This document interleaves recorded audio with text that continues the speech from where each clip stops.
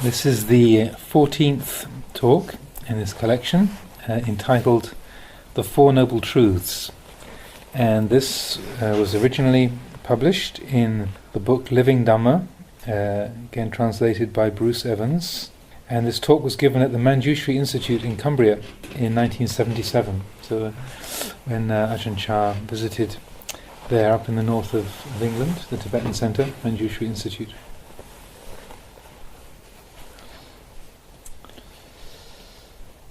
The Four Noble Truths. Today I have been invited by the abbot to give you a teaching. So I ask you all to sit quietly and compose your minds. Due to the language barrier, we must make use of a translator. So, if you do not pay proper attention, you may not understand. My stay here has been very pleasant. Both the Master and you, his followers, have been very kind, all friendly and smiling, as befits those who are practicing the true Dhamma. Your property too is very inspiring, but so big. I admire your dedication in renovating it to establish a place for practicing the Dhamma. Having been a teacher for many years now, I've been through my share of difficulties. At present, there are altogether about 40 branch monasteries of my monastery, Wat Nong Bapong, but even these days I have followers who are hard to teach. As a footnote, also at the time of this the printing of this book, 2011, there are over 300 branch monasteries, large and small, of Wat Nong Bapong. So even these days I have followers who are hard to teach. Some know but don't bother to practice. Some don't know and don't try to find out. I don't know what to do with them. Why do human beings have minds like this? Being ignorant is not so good, but even when I tell them, they still don't listen. I don't know what more I can do. People are so full of doubts in their practice. They're always doubting. They all want to go to Nibbana, but they don't want to walk the path. It's baffling. When I tell them to meditate, they're afraid, or if not afraid, then just plain sleepy. Mostly, they like to do things that I don't teach. When I met the Venerable Abbot here, I asked him what his followers were like. He said, they're the same. This is the pain of being a teacher. The teaching I will present to you today is a way to solve problems in the present moment, in this present life. Some people say that they have so much work to do that they have no time to practice the Dhamma. What can we do? They ask. I ask them, don't you breathe while you're working? Yes, of course we breathe. So, how come you have time to breathe when you're so busy? They don't know what to answer. If you simply have sati while working, you'll have plenty of time to practice. Practicing meditation is just like breathing. While working we breathe, while sleeping we breathe, while sitting down we breathe. Why do we have time to breathe? Because we see the importance of the breath. We can always find time to breathe. In the same way, if we see the importance of meditation practice, we will find the time to practice. Have any of you ever suffered? Have you ever been happy? Right here is the truth. This is where you must practice the Dhamma. Who is it who is happy? The mind is happy. Who suffers? The mind suffers. Wherever these things arise, that's where they cease. Have you experienced happiness? Have you experienced suffering? This is our problem. If we know dukkha, the cause of suffering, the end of suffering and the way leading to the end of suffering, we can solve the problem. There are two kinds of suffering, ordinary suffering and the extraordinary kind. Ordinary suffering is the suffering which is the inherent nature of conditions. Standing is suffering, sitting is suffering, lying down is suffering. This is the suffering that is inherent in all conditioned phenomena. Even the Buddha experienced these things. He experienced comfort and pain, but he recognized them as conditions in nature. He knew how to overcome these ordinary, natural feelings of comfort and pain through understanding their true nature. Because he understood this natural suffering, those feelings didn't upset him. The important kind of suffering is the second kind, the suffering that creeps in from the outside, the extraordinary suffering, quote unquote. If we are sick, we may have to get an injection from the doctor. When the needle pierces the skin, there's some pain, which is only natural. When the needle is withdrawn, that pain disappears. This is like the ordinary kind of suffering. It's no problem. Everybody experiences it. The extraordinary suffering is the suffering that arises from what we call upadana, clinging or grasping, attachment, grasping onto things. This is like having an injection with a syringe filled with poison. This is no longer an ordinary kind of pain. It is the pain which ends in death.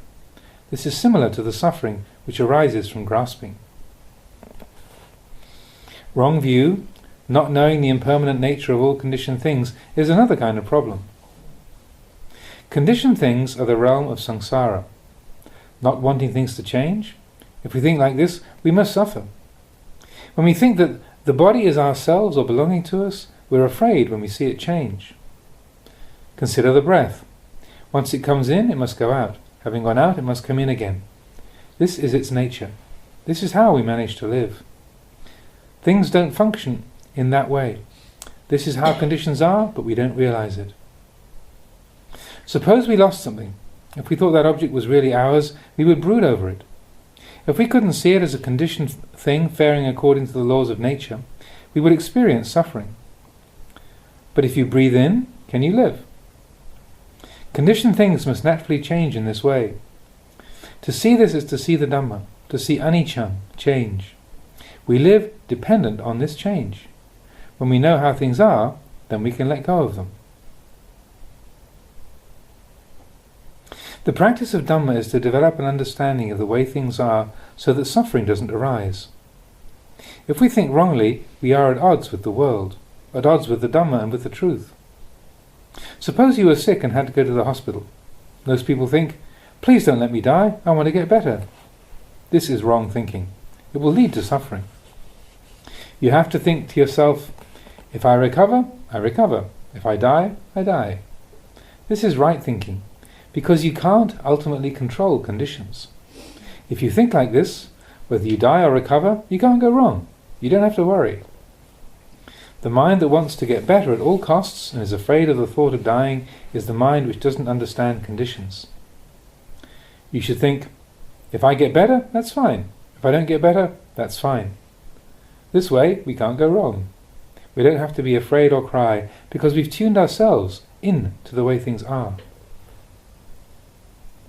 The Buddha saw clearly, his teaching is always relevant, never outdated. It never changes. In the present day it's still the way it is. It hasn't changed. By taking this teaching to heart we can gain the reward of peace and well-being. In the teachings there is the reflection of not self. This is not myself. This does not belong to me. But people don't like to listen to this kind of teaching because they're attached to the idea of self. This is the cause of suffering. You should take note of this. Today a woman asked about how to deal with anger. I told her that the next time she gets angry, she should wind up her alarm clock and put it in front of her.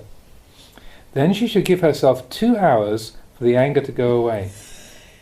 If it was really her anger, she could probably tell it to go away like this. In 2 hours, be gone. But anger isn't really ours to command. Sometimes in 2 hours it's still not gone. At other times in 1 hour it's gone already. Holding on to anger as a personal possession will cause suffering. If it really belonged to us, it would have to obey us. If it doesn't obey us, that means it's only a deception. Don't fall for it. Whether the mind is happy or sad, don't fall for it. Whether the mind loves or hates, don't fall for it. It's all a deception. Have any of you ever been angry? When you're angry, does it feel good or bad? If it feels bad, then why don't you throw that feeling away? Why bother to keep it? How can you say that you're wise and intelligent when you hold on to such things? Since the day you were born, how many times has the mind tricked you into anger? Some days the mind can even cause a whole family to quarrel, or cause you to cry all night. And yet we still continue to get angry. We still hold on to things and suffer. If you don't see suffering, you'll have to keep suffering indefinitely, with no chance for respite. The world of samsara is like this. If we know the way it is, we can solve the problem. The Buddha's teaching states that there is no better means to overcome suffering than to see that This is not myself. This is not mine. This is the greatest method. But we don't usually pay attention to this. When suffering arises, we simply cry over it without learning from it. Why is that so? We must take a good hard look at these things to develop the Buddho, the one who knows. Now take note, some of you may not be aware that this is Dhamma teaching. I'm going to give you some Dhamma that's outside the scriptures. Most people read the scriptures but don't see the Dhamma. Today I'm going to give you a teaching that's outside the scriptures. Some people may miss the point or not be able to understand it. Suppose two people are walking together and they see a duck and a chicken. One of them says, "Why isn't that chicken like the duck? Why isn't the duck like the chicken?" He wants the chicken to be a duck and the duck to be a chicken. It's impossible. If it's impossible, then even if that person were to wish for the duck to be a chicken and the chicken to be a duck, for the rest of his life it would not come to pass, because the chicken is a chicken and the duck is a duck. As long as that person thought like that, he would suffer. The other person might see that the chicken is a chicken and the duck is a duck, and that's all there is to it. There's no problem.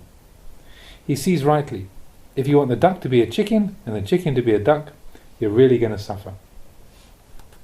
In the same way, the law of anicca states that all things are impermanent.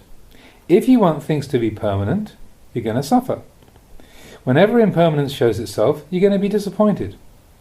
One who sees that things are naturally impermanent will be at ease.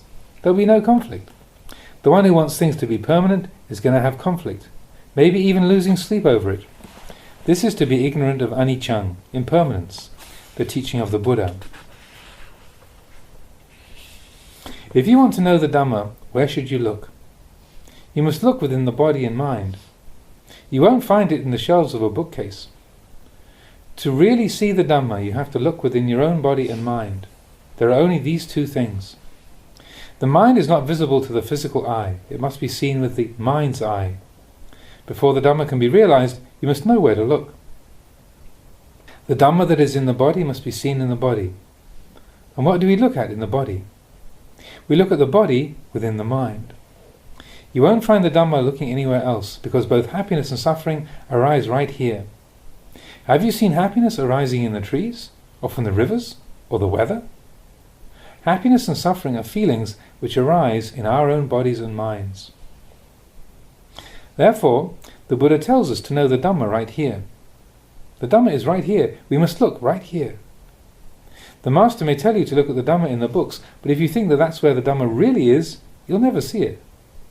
Having looked at the books, you must reflect on those teachings inwardly. Then you can understand the Dhamma. Where does the real Dhamma exist? It exists right here in this body and mind of ours. This is the essence of contemplation practice. When we do this, wisdom will arise in our minds. When there is wisdom in our minds, then no matter where we look, there is Dhamma. We will see anicca, dukkha and anatta at all times. Anicca means transient. If we cling to things that are transient, we must suffer. Dukkha, because they are not ours, anatta. But we don't see this. We always see them as being ourself and belonging to us.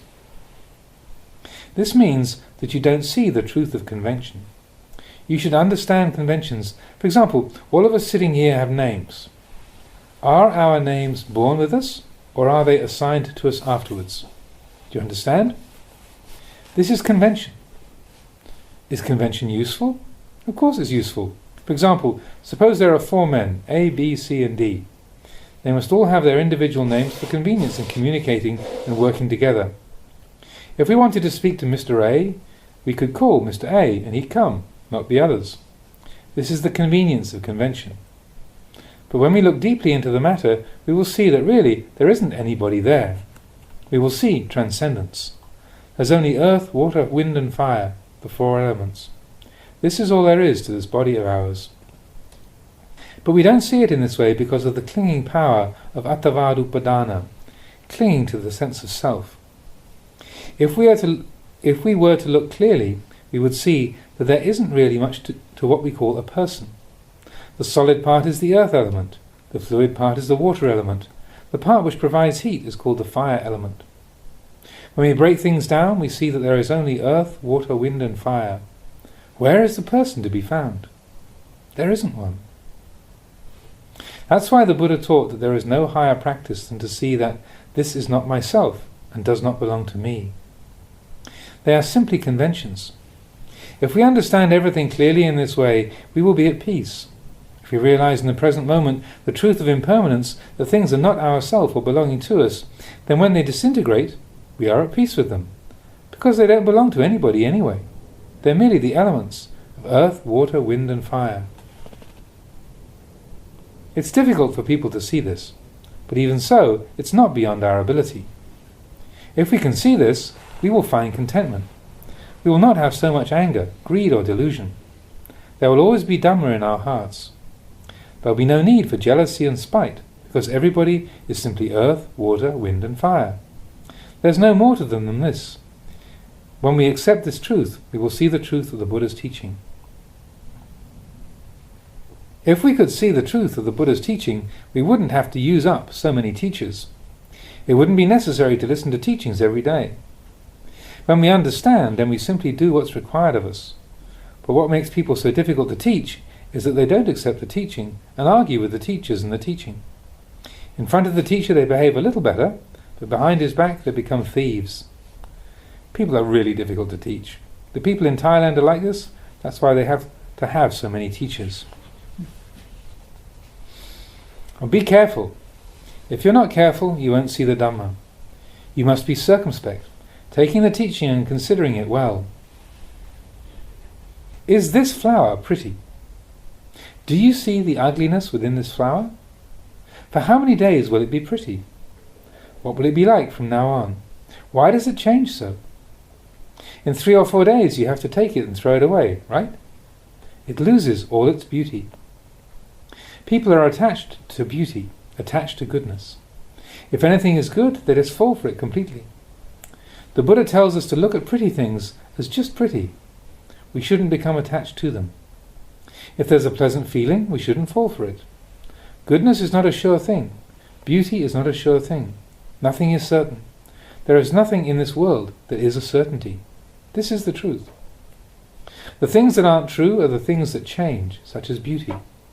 The only truth it has is in its constant changing. If we believe that things are beautiful, when their beauty fades, our mind loses its beauty too. When things are no longer good, our mind loses its goodness too. When they are destroyed or damaged, we suffer because we've clung to them as being our own. The Buddha tells us to see that these things are simply constructs of nature. Beauty appears, and in not many days it fades. To see this is to have wisdom. Therefore, we should see impermanence. If we think something is pretty, we should tell ourselves it isn't. If we think something is ugly, we should tell ourselves it isn't. Try to see things in this way, constantly reflect in this way. We will then see the truth within untrue things, and see the certainty within the things that are uncertain. Today I have been explaining the way to understand suffering, what causes suffering, the cessation of suffering, and the way leading to the cessation of suffering. When you know suffering, you should throw it out. Knowing the cause of suffering, you should throw it out.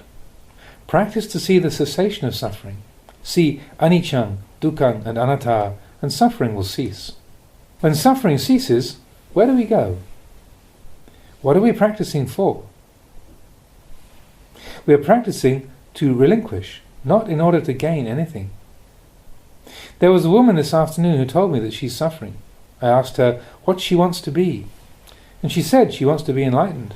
I said, as long as you want to be enlightened, you'll never become enlightened. Don't want anything. When we know the truth of suffering, we throw out suffering.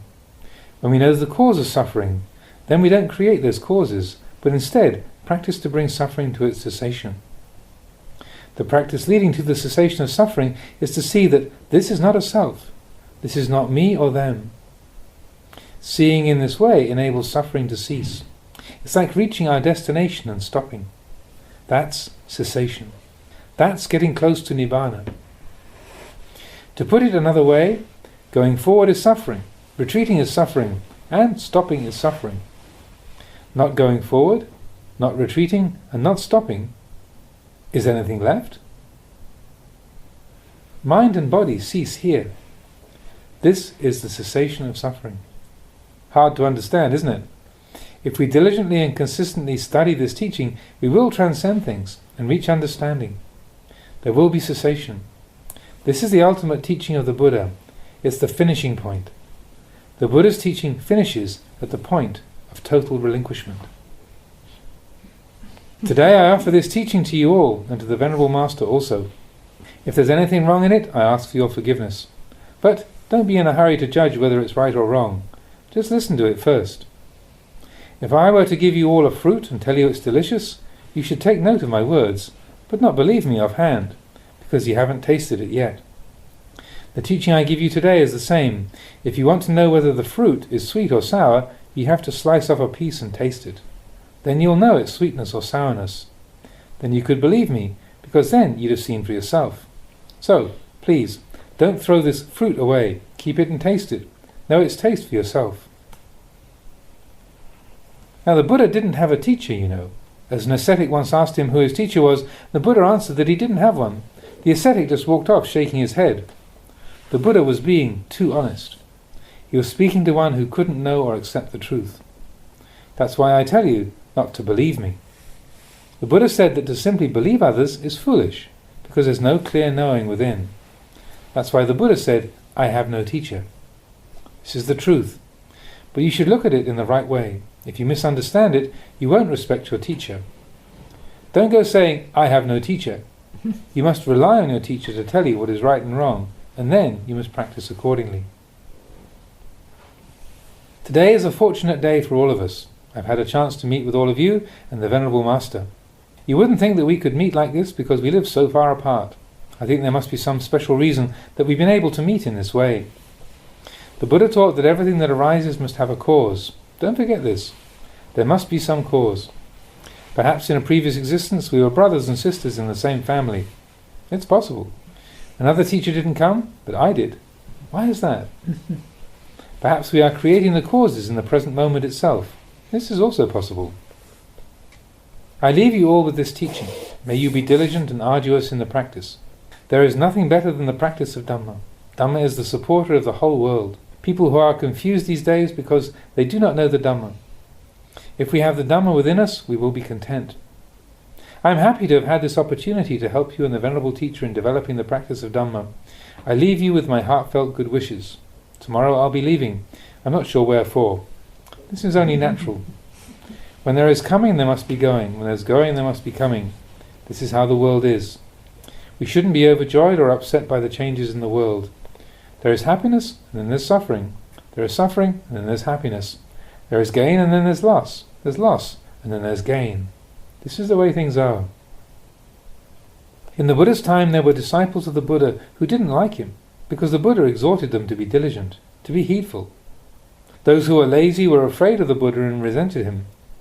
When he died, one group of disciples cried and were distressed that they would no longer have the Buddha to guide them. Those ones were still not clever. Another group of disciples were pleased and relieved that they would no longer have the Buddha on their backs telling them what to do.